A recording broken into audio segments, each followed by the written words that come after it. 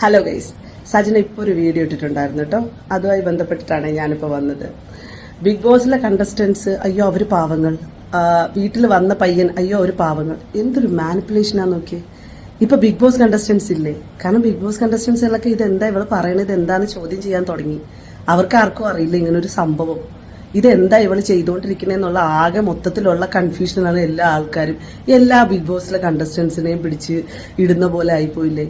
പലരും പല പിള്ളേരുടെ അടുത്തും ചോദിക്കുന്നുണ്ട് അത്ര ഇത് എന്താ ഇവക്ക് ഇങ്ങനെ. ഓൾമോസ്റ്റ് ആളുകൾക്ക് മനസ്സിലായി ഏകദേശം ഈ കൊച്ചിന് മാനസികമായിട്ട് എന്തോ കാര്യമായിട്ട് പ്രശ്നം ഉണ്ടെന്നുള്ളത്. പിന്നെ ഇവളുടെ ഇവള് വെല്ലുവിളിച്ചിട്ടിരുന്ന് പറയുന്നു എന്തെന്ന് ഏതോ ഡോക്ടർ പോയി കണ്ടു 3 മാസം മുമ്പ് ആരോ പറഞ്ഞു കൊടുത്തിട്ടുണ്ടെന്ന് തോന്നുന്നു 3 മാസം വരെയുള്ള റിപ്പോർട്ട് എടുക്കാന്ന്.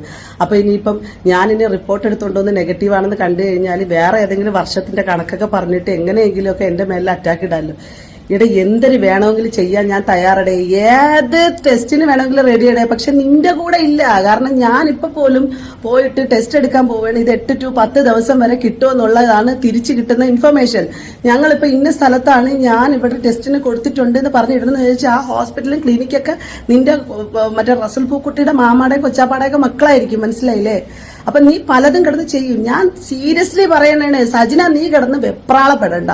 നീ ഒന്ന് അടങ്ങി ഒന്ന് സ്വസ്ഥമായിട്ടൊക്കെ ഒന്ന് ഇരിക്കാൻ നോക്ക്. കാരണം സ്വസ്ഥമായിട്ട് ഇരിക്കാൻ നിനക്ക് പറ്റില്ല. കാരണം എന്റെ മൂട്ടി തീ പിടിച്ചോളെ. റസൂൽ പൂക്കുട്ടി പെട്ടു. ദിയാസനെ വന്ന് റസൂൽ പൂക്കുട്ടിയുടെ കാര്യങ്ങളും കൂടെ ഇനി അപ്ഡേറ്റഡ് ആക്കാൻ തുടങ്ങി. നീ കേസോ കൂട്ടമോ എന്താന്ന് വെച്ചാൽ അയക്കോ. എനിക്ക് അഗെയിൻസ്റ്റ് ആണ് നീ സംസാരിച്ചു തുടങ്ങിയത്.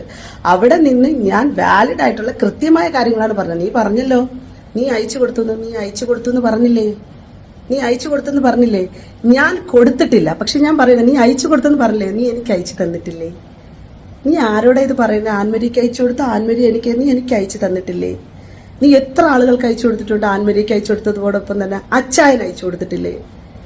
ഇനി ആളുകളുടെ പേര് വേണം. എന്താന്ന് ഞാൻ പറയാത്തതെന്നറിയാവോ? നീ അയച്ചു കൊടുത്ത ആളുകളുടെ പേര് പറയാത്തത്. ഏതെങ്കിലും രീതിയിൽ അങ്ങനെ ഒരു പേര് വരുമ്പോ അടുത്ത് അവർ വേറെ എന്തോ ചെയ്തെന്ന് പറഞ്ഞ് നീ വരും. എത്ര മനുഷ്യരാണെന്നറിയാവോ?